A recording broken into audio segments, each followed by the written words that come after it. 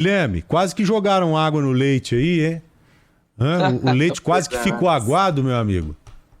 Olha, nenhum instituto de pesquisa, Joel, colocava Onyx Lorenzoni em primeiro lugar. Na verdade, todos os institutos apontavam para Eduardo Leite como primeiro colocado aí na disputa e Onyx Lorenzoni em segundo, com uma certa margem em relação ao candidato petista Edgar Preto.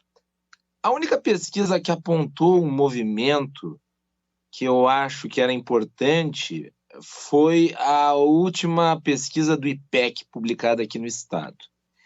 E vejam, essa pesquisa do IPEC que foi publicada, ela mostrava um crescimento de 5% nas intenções de voto do Edgar Preto. E 5% é um crescimento muito acima da margem de erro, portanto é um crescimento real. E todo mundo sabe que nas últimas 2 semanas de campanha, principalmente na última semana, na semana de campanha, é que há de fato uma definição de voto. Inclusive, o voto útil acaba, né, se exteriorizando nesse período. Então, me parece que a IPEC conseguiu, pelo menos, captar um movimento, um fluxo de votos, que me parece é uma leitura com base nas proximidades ideológicas e até do que o eleitorado pode ter feito. A IPEC conseguiu capturar um fluxo de votos que, me parece, tirou uma parte do eleitorado do Eduardo Leite. Uma parte do eleitorado do Eduardo Leite que poderia votar em Edgar Preto do PT. O que acabou acontecendo. Inclusive, antes da eleição, eu escrevi que não me surpreenderia se Edgar Preto chegasse ao segundo turno, por conta do resultado da IPEC. Porque nas últimas 2 semanas de campanha, você ter um crescimento de 5% é muita coisa. Lula foi muito bem na região metropolitana. Aqui na capital, Lula ganhou, apesar de ter perdido no estado. E ele, inegavelmente, tem um potencial de votos muito grande que catapultou os seus aliados. Ele perdeu no estado, mas não perdeu com uma diferença muito grande. Foi 49-42 aqui, a eleição nacional no Rio Grande do Sul. O Olívio Dutra, que não venceu, ficou com 35%, 37% dos votos para o Senado. Então é bastante coisa. E o Edgar Preto, em certa medida, dividia votos com o Eduardo Leite. Acho que, a princípio, esses votos potenciais do Edgar Preto estavam com o Eduardo Leite e, de última hora, eles começaram a ser revertidos, o que fez com que o Eduardo Leite diminuísse o seu percentual, o Edgar Preto emparelhasse com ele e o Onyx Lorenzoni ficasse na casa ali dos 40%.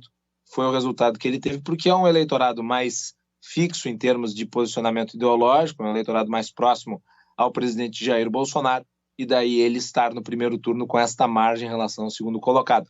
Agora, vejam, a diferença entre o Eduardo Leite e o Edgar Preto foi de 2.400 votos.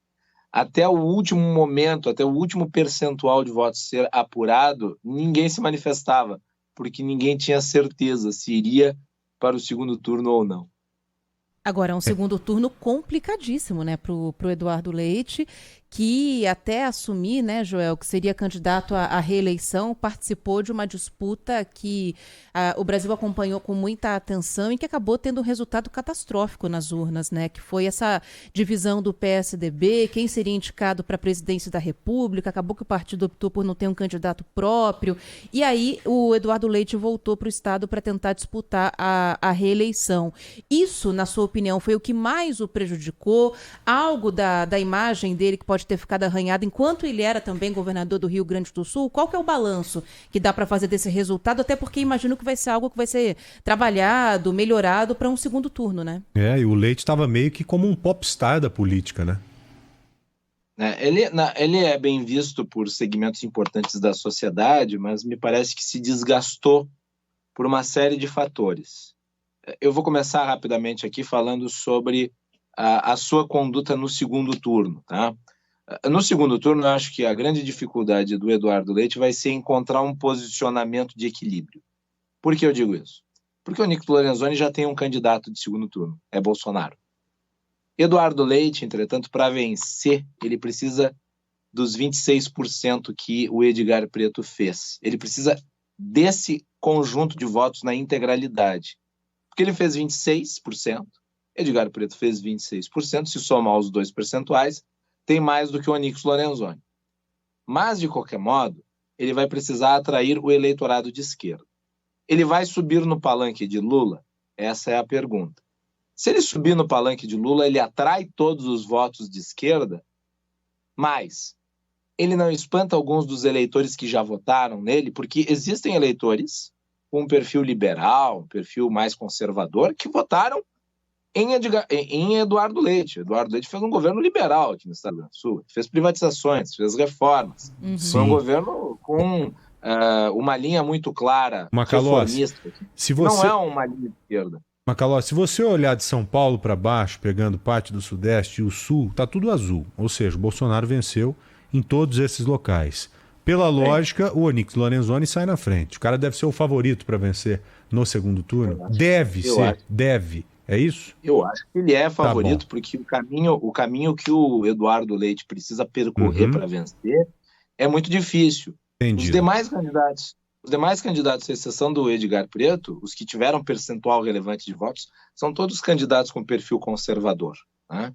O quarto colocado é o senador Luiz Carlos Reis. Ele fez 5% dos votos, mas são 5% dos votos que eu não imagino que vão para Eduardo Leite com facilidade. Me parece que vão com Onyx Lorenzoni. Então, para o Onyx Lorenzoni atingir a maioria, é mais fácil.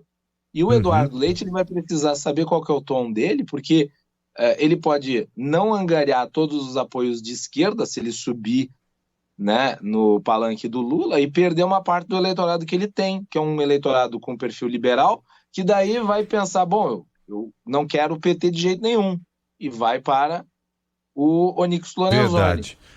Verdade. E não vai ter nada fácil para o Eduardo Leite. Eu acho que ele não imaginava uma situação dessa. Com certeza. E lembrando que o Hamilton Mourão, o general Hamilton Mourão, hoje vice-presidente da República, se elegeu senador por 8 anos para o estado do Rio Grande do Sul. Atrás dele, Olívio Dutra, que tem uma história na política aí no Rio Grande do Sul, com 37%, 37,85%. O general Mourão, Hamilton Mourão, acabou vencendo com 44,11% dos votos válidos.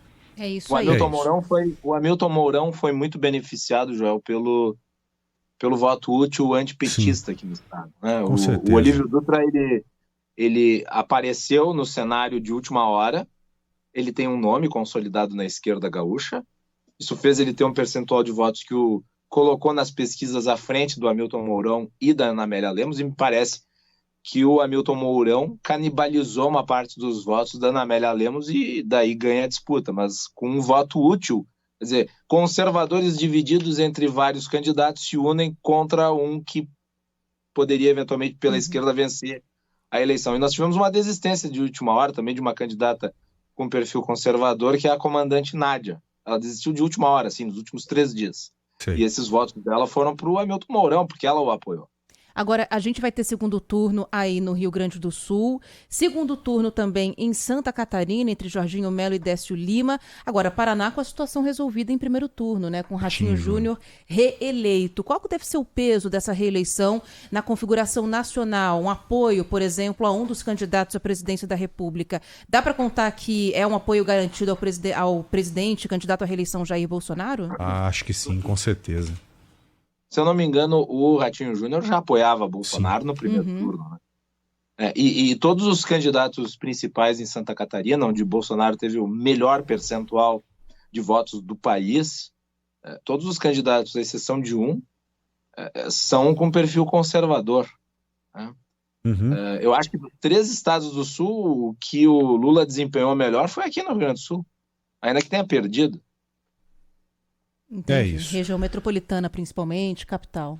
Exato. Isso, Ana, só queria fazer uma pergunta, porque a Ana me questionou antes, eu queria, se tiver 30 segundos, eu queria rapidamente falar sobre isso. A Ana antes falou sobre o que poderia ter desgastado o Eduardo Leite aqui no sim. Acho que a renúncia foi um fator, né? Inclusive o Onyx Lorenzoni bateu nele nisso durante toda a campanha, a palavra, né, o posicionamento, a clareza. Eu acho que é um outro fator, e isso vai ter que ser devidamente avaliado. O impacto das decisões dos governadores em relação à abertura e fechamento durante a pandemia. Inequivocadamente, o campo bolsonarista estabeleceu uma linha argumentativa que me parece casou com algumas percepções da sociedade, principalmente no sul do país. No interior havia por parte do empresariado, dos produtores rurais, dessa gente que é muito influente por aqui, uma visão de que o Eduardo Leite havia destruído a economia gaúcha. Apesar de ter sido um governo, do ponto de vista das reformas, muito efetivo, o fato dos fechamentos terem impactado tanto na economia, isso se refletiu na minha avaliação, na percepção do Eduardo Leite como um governador pró-mercado. E eu acho que isso afastou apoios dele. O eleitorado que eventualmente votou nele em 2018, um eleitorado que é de perfil conservador, talvez tenha se afastado e tenha ido para alguém que fez críticas a isso. Mesmo peso carregado pelo João Dória. Mesmo peso, idêntico peso carregado por João Dória, correto? Exato. E eu acho que tem um terceiro fator, que daí se observa pelo Brasil inteiro, que é o seguinte: o Eduardo Leite ele é de um partido de centro, ainda que o PSDB, como Partido Social Democrata, seja teoricamente um partido de centro-esquerda, mas é um partido essencialmente de centro. Os partidos de centro nessa eleição eles foram varridos, né? Mesmo os de centro-direita. Hoje há uma dicotomia, há uma polarização evidente nos posicionamentos políticos, de modo que os vencedores ou foram conservadores de direita ou foram de esquerda. Essa é, digamos, a linha geral de posicionamentos dos governadores, senadores e deputados na sua larga margem que foram eleitos. O PSDB, se eu não me engano, na Federação com Cidadania, em nível federal, fez 18 deputados, quer dizer, uma tragédia. O PSDB se acaba como partido, né? São Paulo, que sempre foi a cidadela tucana, se desfez. Então o PSDB sai diminuto dessas eleições e não havia como esse efeito nacional não ser identificado também aqui no Rio Grande do Sul. Sim. Verdade. É isso. Guilherme Macalossi, meu amigo, apresentador da Rádio Bandeirantes aí no Rio Grande do Sul. Mais uma vez, um prazer muito grande falar com você, viu? Obrigada. Muito obrigado. Um abraço para você, até a próxima. O prazer é todo meu. Um beijo grande para vocês. Valeu, muito obrigado. Querido. Aí, sempre à disposição dos amigos. Beijo para você também. Bom obrigada. trabalho. Espero contar mais vezes com você aqui, tá bom? Até a próxima. Até mais.